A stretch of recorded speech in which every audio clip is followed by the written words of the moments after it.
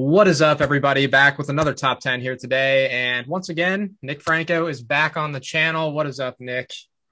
It is good to be back. Good to see you again after a little break there. Being busy with life, it's good to get back to talking about rock and metal. Yeah, of course. And as usual, we do these a lot. The top 10s from a year. We're going to go back to 2003. A lot of cool stuff released in this year, as Nick and I were discussing before we started recording here. But we're just going to jump straight into it with Nick's number 10 and go back and forth to till we get to number 1. Awesome. So for my number 10, and I was telling you before this video, was actually a little bit easier to come up with the albums for. I don't know why. Something about that year. I think in the early 2000s, I think you started to see bands that were experimenting start to go back to their roots a little bit and produce some really good stuff. So my number 10, the band is originally from Jerusalem, and they left due to certain pressures based upon the nature of their music, not agreeing with the local politics and religion of that land. So they relocated to Europe, and that band, of course, is Melakesh, a cult black metal, really interesting band. And the third album is called Sphynx, and it featured Proscriptor McGovern of Absu on drums, who is a legend, and the sick voice of Ashmidi with the harsh vocals. And you had songs like Anunnaki's Golden Throne, Secrets of Sumerian Sphinxology. It was some real deep occult, Middle Eastern style flair to the music, but very heavy. Not quite black metal, not quite death metal, but extremely well done. So Sphynx from the band Melakesh is for my number 10. Awesome. So my number 10, I'm going to go a lot less obscure than you for this one, but I'm going to go with Rabbit Don't Come Easy by Halloween. So I'm a big fan of this album. It's probably a top 5 or 6 album for me from them, but Mickey D did most of the drums on it. Great drummer. I love Andy's voice on here. I know Michael Kiske is the favorite for most people. He's probably my favorite too, but I think Andy is a really good singer as well. Looking at these songs, some of my favorites, I'd probably go with Open Your Life, Never Be a Star, Liar, but pretty good, consistent album, hard rock and heavy stuff in parts, but really good stuff there. So that's my number 10, Rabbit Don't Come Easy by Halloween. Good one. I love Halloween. I love Andy Darris. That one probably just missed. The opening 3 songs on that album are incredible, and there's some real good stuff in there. So that's actually a very good choice. Thank you. And I saw them tour that album in the United States. Really? Was Mickey playing the drums or? I don't. Oh boy, I don't remember. That's a good question. I don't think so. But I could be wrong. Okay. But I saw them in a club in like Long Island. Wow, nice. So mine, yeah, absolutely. Oh God, I love them. Anyway, my number 9 is in the realm of power metal, and it is a band called Pharaoh. And this band is they're based in Philadelphia. This is their first album, and you had a guy named Tim Amar on vocals, good vocalist, like, kind of not super high pitched, but like a good power metal vocalist, and notably Chris Black on drums, who has been in many different bands. Dawnbringer, you've heard me talk about song High Spirits, which you like. You would love Pharaoh. It's really good power metal made at a time when, 2003. I mean, what was, new metal was still big. I don't know, but these guys just played that traditional style, and Pharaoh is something anybody who likes anything power metal should check out. The whole album is really good. Flash of the Dark, Heart of the Enemy, Solar Flight is really good. Definitely a worthy underground addition to the power metal world. Awesome. Cool. So my number 9, I'm going to go with maybe the worst album artwork of all time. And I think you know exactly what I'm about to show here, but I'm going to go with Dance of Death by Iron Maiden. This, the artwork's pretty bad, but the album I think is quite solid. It is my favorite from the post-2000 Iron Maiden material since Bruce came back. I think it's good. Rainmaker is just an amazing chorus. Love that one. Looking at some of these others, Passchendaele, I think that's probably a top 20 Iron Maiden song of all time. Just killer stuff. Face in the Sand, I think, is really good and underrated. Age of Innocence is great. Bruce's voice, awesome. Of course, the guitar work on here is fantastic from Adrian. Yannick, I know people hate on him, but I don't mind Yannick, but and Dave Murray, of course. But yeah, cool album. So it's here in my top 10 at number 9. Good one. And well, I mean, everyone knows they're my favorite band on earth. I wasn't, that album is good. It wouldn't have made it into this list for me, but interestingly enough, as you say, it's your favorite post, when Bruce came back album.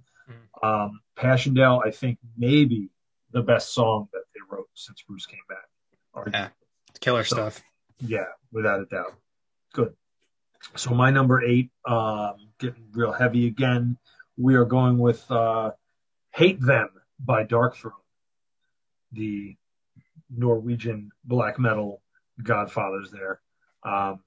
This album featured songs like Det Svartner No and Striving for a Piece of Lucifer. It was recorded in 26 hours, which is so Darkthrone. They just laid it down. I think it was a good return to form for them. I think it was album number 10 if you count all the other ones that they did. They released things sort of out of order. But I think Hate Them was a good return to form. It was vicious. It was meaner than the one before it and had the hints of where they were going to go, but also a lot of where they came from. So really good stuff from Darkthrone. That's my number 8. Awesome. So my number 8, I'm going to go a bit more extreme than my first 2 bottom choices there, but I'm going to go with Cassis Luciferi by Watain. Nice. Got a cool gatefold opening there and this vinyl I've got, but really great stuff. Swedish black metal, very heavy, extreme. Devil's Blood to open up the album is just fantastic. Love the kind of little guitar part and then it breaks in. Just amazing vocals, shrieking, evil sounding stuff. Black Salvation, another favorite, and probably I would go with Puzzles of Flesh. It's my 3 favorites on here, but really good stuff. One of their best albums, I'd say for sure. So that's here at number 8 for me, Cassis Luciferi. Nice. Excellent choice. Thank you. My number 7, I'm going to Austria, still in the realm of from Austria, the band Falkenbach. It's really just one guy. This is a super rare, super limited vinyl edition that they just came out with. Nice. For this, yeah. The album is called "And Call Tyr Twice," Tyr the God, but it's in the old language, so it's Nefna Tisvarti. We'll go with "And Call Tyr Twice." So you take basically what Bathory laid down with their Viking metal. Clean vocal for the most part, some growl, but very epic vocal, sailing from the shore to conquer other lands. Real good compositions. Nothing too fast or brutal. It's actually not a brutal album at all. It's very melodic. And I love folk metal, as you'll see, and I love that ethnic Viking sort of Germanic, pagan, Norse thing. And I think Falkenbach that does it very well. It's the work of one man. This was their 3rd album, and it's all inspired by the poetic Eddas, the mythology of the North there. So you might like it.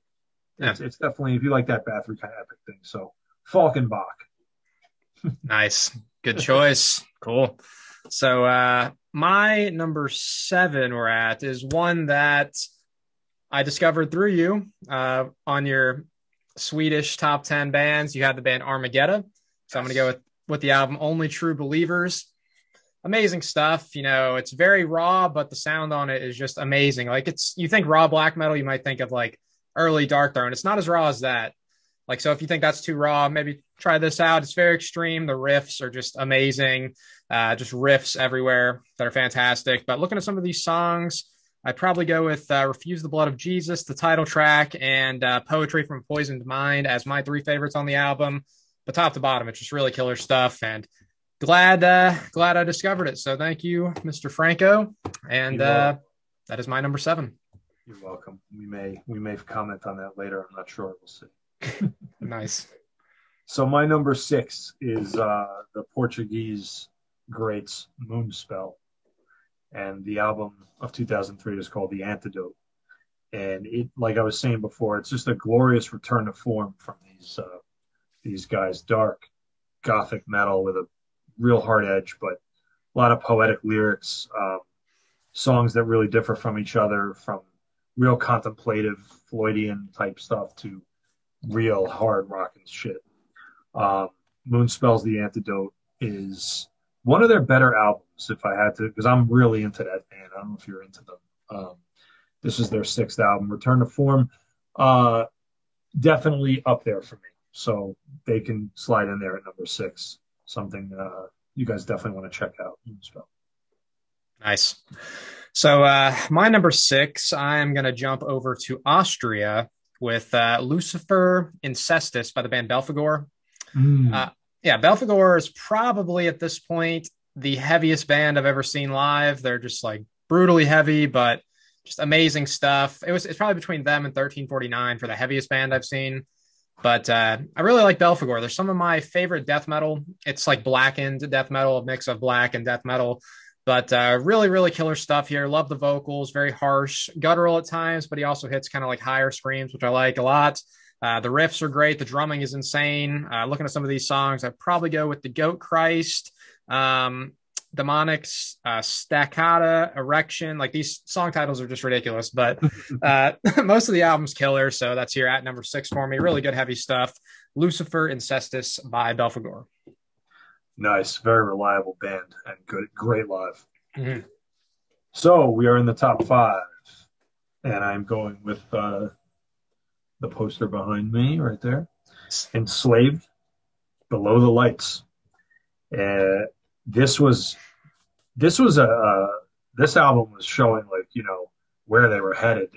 They did a very psychedelic album before this. This one they stripped down the lineup. It was just Grudel, Ivar, and Icedale.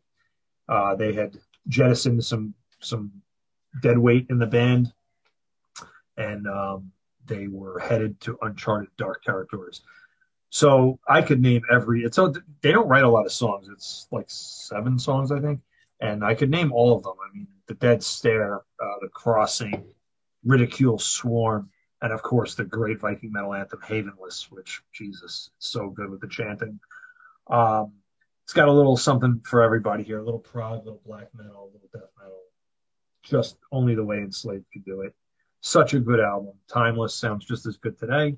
So Enslaved, Below the Lights. Awesome. Cool. So sticking with, well, not sticking with, Enslaved isn't obscure, but this was a pretty obscure band here I'm about to talk about that I've mentioned before on the channel. I'm a huge fan of theirs. Their name is Svartsyn, Svartsyn, and the album Destruction of Man. Amazing stuff. You forgot it? What the heck, Nick? Come on. But it's just great, raw, classic sounding black metal. Love the riffs.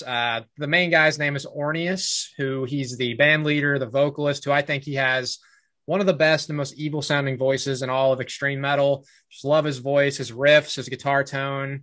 It's all fantastic. And at this point, they had a guy named Dragan doing the drums, who was actually in Dark Funeral originally. He was the drummer on their first EP in 94.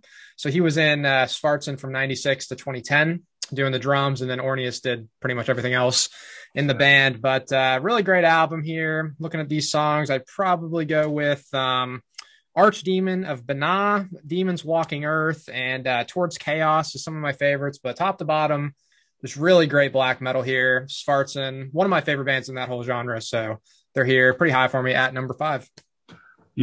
I knew you would have something that I forgot, and that's why I love you. Because it's freaking awesome. I totally forgot about them. They're so good. Sweden, everybody thinks of Dissection, Watain, but Sweden's got just an amazing plethora of freaking black metal bands. And my number 4, you said it, Armageddon, Only True Believers. That main guy in the band, Andreas Pedersen, he's in a lot of other bands. They're all really good. And you said everything that needs to be said about it. It freaking rocks. It's a neck snapper. It's a little raw, but dude, if you like dark thrash music, you'd love this. It's got the satanic thing going, but only like you said, the title track, Refuse the Blood of Jesus. Demons, holy shit. It's definitely a mosh pit starter. I wish those guys would play out or, get their asses over to the United States if anybody can ever again. Armageddon, number 4. Nice. Yep. Great album. Great band. So my number four, I'm going to jump over to Norway with Old Man's Child, the album In Defiance of Existence. So this band is led by Galder. He's the guitarist. He does the keyboards, the synth, the guitar. I already said guitar. I said he's the guitarist. The vocals. He does the vocals too. But he's also in Dimmu Borgir as their lead guitar player since about 2000. But a really great musician. I do really love most of Old Man's Child's stuff. They're one of the few bands in black metal that can really do the symphonic, like mixing the symphonic elements really, really nicely. I think there's not too many bands I like doing that style in black metal, but Old Man's Child is definitely one of them. And this is probably my favorite album by them. Just super heavy and brutal, but still mix in the really cool, like keyboard symphonic stuff as well. I'm looking at some of these songs. Felonies of the Christian Art is just amazing. Agony of Falling Grace, the title track. Oh, yeah. Sacrifice of Vengeance, just killer stuff top to bottom. So it's here at number four for me, In Defiance of Existence. Very good choice. Definitely an honorable mention. Cool. All right, number three, the wonderful, underrated. If you were going to look up underrated in a dictionary, you would come to the band Hammers of Misfortune from San Francisco. The album is The August Engine. It was their second album. You've got John Cobbett and Mike Scalzi on guitar and vocals. Everybody sings a little bit. Sigrid Shea, she plays the organ and sings. It's hard to describe Hammers of Misfortune, but I guess melodic, like traditional metal, clean vocals. Obviously, these people are very intelligent and literary minded people. I believe Mr. Scalzi is a philosophy professor. And the music is just, I don't know how they're not huge. I don't know how they don't play stadiums. I guess because they probably all have really serious day jobs and they couldn't put the time in. But please check out Hammers of Misfortune if you don't know who they are already. It's some of the most worthy traditional heavy metal you will ever hear. And it's my number three. Nice. I've never even heard of them. So I'm going to have to check that out when we're done here. They're incredible. I think you'll love them. Awesome. Nice. So my number three, and I'm not even sure what I want to go with at number three right here, because these top three albums I all love. But I think number three, I'm going to go with The Puppet Master by King Diamond. Oh. You know, I love most of King Diamond's stuff. Just love the atmosphere. It's like you're watching a horror movie. Just love that atmosphere. It's a freaking experience listening to a King Diamond album. This one got a super cool story. It's basically about like some couple that went to see a puppet show in Budapest in like the 1700s, and then they get like taken as puppets by the Puppet Master. So super cool stuff. Very dark. The guitar riffs and solos are amazing by Andy LaRocque and Mike Weed. King's vocals, as always, are on point. Just all the different voices he does, the high screams, everything is fantastic. Looking at some of these songs, the title track is great. Magic. The Ritual just has one of my favorite riffs of any King Diamond song. So go check out that one for sure. No More Me is a super cool dark song, and probably Darkness and Christmas. Really, I could just listen to every song, but those are some of the standouts, and it's just a great album. In the past, I had ranked this my second favorite King Diamond album out of any of them. So it's definitely top five for me. Maybe drop back a spot or two, but really good stuff here at number three, The Puppet Master. I probably slept on it. I definitely slept on it. I gotta check that back out. Oh yeah, it's good. Sweet. Well, my number two is a little more on the obscure side. Surprise, surprise. We're going up to Latvia for Skyforger. They are a folk metal band that is pretty heavy, but they do not forget about that almighty thing we like to call a riff. So, you might hear some bagpipes or some whistles and flutes, but it's really mixed in with a hard-edged metal as fuck. Riff-tastic listening experience. The Shortest Night of the Year, Warlord of the Night Sky, a bunch of stuff in Latvian. The title track. They have a song called O Fog O Do, which the words for that are Migala Migala Rasa Rasa. And if you pay attention, you know that the black metal band Migala from Poland, it's like a similar language thing. It means like fog. So that's cool. Bit of nerdy trivia. Oh, yeah, nice. Thunderforge is really good. I think I have the vinyl here, and it's a really great layout. These guys are, they're from Riga, Latvia. They're not really known so much, but it's all old mythological stories about and historical tales of the people of Latvia, and that's the kind of stuff that I've always loved. And this is maybe Skyforger's best album. It's their third album. They're still going strong. Definitely something to check out if you like that Pagan Fest style metal, but more serious. Nice. Another one I don't know, so I'll have to check that out for sure. Yeah. Cool. So my number 2 is a band I've talked about here on the channel quite a bit.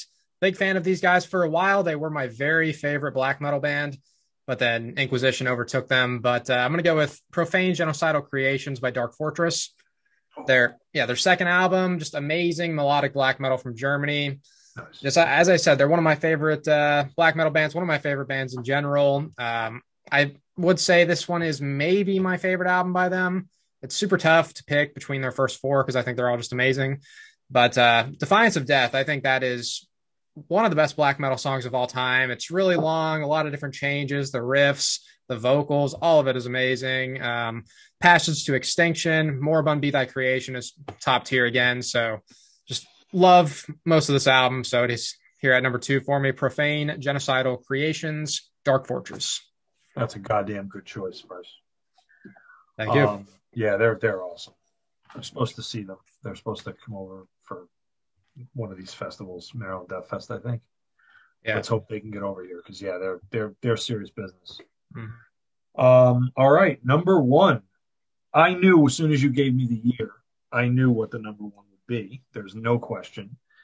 People who pay attention, I have a Vride shirt on. That should be a hint because it was who Vride was before they were Vride.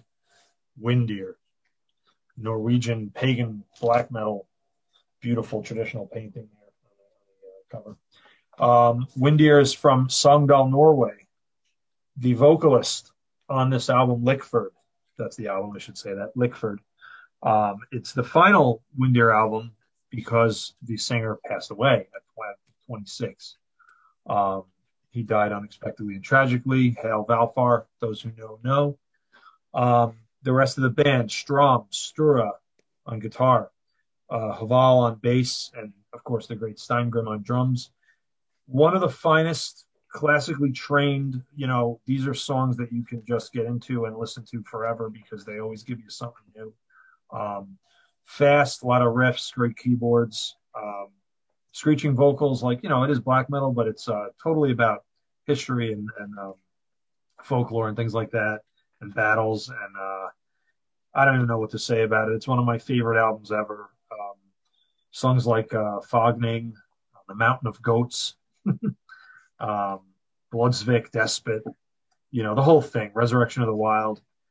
Every song is top notch. I can't say enough good things about Windir from Norway. Check them out. That is my favorite album of 2003. Awesome. So my number 1, I'm going to go with a band that I love. They take some heat. I know you defend them some too, as well as I'm a big defender of this band.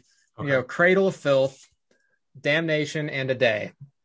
So this one might be kind of where they lost some fans because they brought in a choir and orchestral type of stuff here. But I think they did it beautifully perfect. It adds to that really dark atmosphere. It doesn't sound cheesy to me at all. Mm-hmm. Still super dark and evil sounding with this. And the album is pretty long. It's basically broken into 4 parts with 4 or 5 songs on each. It'll do a little interlude type track to intro it and then 3 or 4 songs, but a lot of great stuff on here. Looking at the track listing, I'd probably go with The Promise of Fever. Hurt and Virtue is just an amazing song. Very melodic. An Enemy Led, The Tempest is really great. Really top to bottom, I think this is a fantastic album. Danny Filth. The more I listen to Cradle of Filth, I just freaking love his voice more and more. It's one that you got to get warmed up to, but he's very impressive with his vocals. Love Paul Allender's guitar playing. He was the guitarist on the first album, then he left for a while. Then he came back for 15 years there from 2000 to 2014. But amazing album, amazing band. So it is here at number 1 for me. Damnation and A Day by Cradle of Filth. Great. Can't argue with that. They've taken heat, but honestly, they don't deserve it. They got lumped in with everybody. They never really claimed to be total black metal. They were influenced by it, but they're like the Iron Maiden of black black metal. Yeah, their freaking musicianship is top tier. The guitar playing is amazing on every album. Freaking yeah, it's just all good. They do have elements of black metal. I don't wouldn't say they're like a straightforward black metal band, and I don't think they would call themselves that either. But I think I did see Danny Filth was quoted there. He was talking about the new album. He said it's like a mix of everything, some black metal elements, because they're supposed to have a new album out this year, I think. So really looking forward to that. And Absolutely. some honorable mentions if you want to list through them real quick. Sure. I was, you had Halloween in there, and the Anathema album, A Natural Disaster, beautiful Floydian goodness, proggy goodness. And, I want to give a shout out to the final Bathory album, Nordland 2. I wouldn't have half my list without Bathory. So I think that was a good way. Obviously, he passed away the next year, but that was a good album. Nordland 2 was a good album. So I think that's pretty much it. There's some other good shit there. A lot of the stuff, your list would be my honorable mention. Awesome. So for me, I'm going to go with one that another band people hate on, but I like to defend. I'm going to go with Dragon Force's first album, Valley of the Damned. Yeah, some people might think it's cheesy, but there's just scorching, amazing guitar work. The vocals are really good from ZP Thart, who's actually the lead singer for Skid Row now. So he's got a great voice, great guitar playing on that. But Rheingold by Gravedigger. I just did Gravedigger top 5 on Sea of Tranquility not too long ago. That's a great album. Hate Crew Death Roll by Children of Bodom. There's one, Forever Street Metal Bitch by the band Abigail. It's a really cool, like, black thrash band from Japan. Really great stuff there. Liberation by 1349. I mentioned 1349 earlier. That's their debut album. Death Cult Armageddon by Dimmu Borgir. Killbox 13 by Overkill. There's a lot of great stuff. So that wraps it up for me for honorable mentions. And Nick, as usual, this was great. Thanks for coming on, man. Thank you for having me. I look forward to more. It was great. Of course. And everybody watching, as usual, we want to know what y'all thought. We want to see your top 10s in the comments. And until next time, thank you for watching. Stay metal.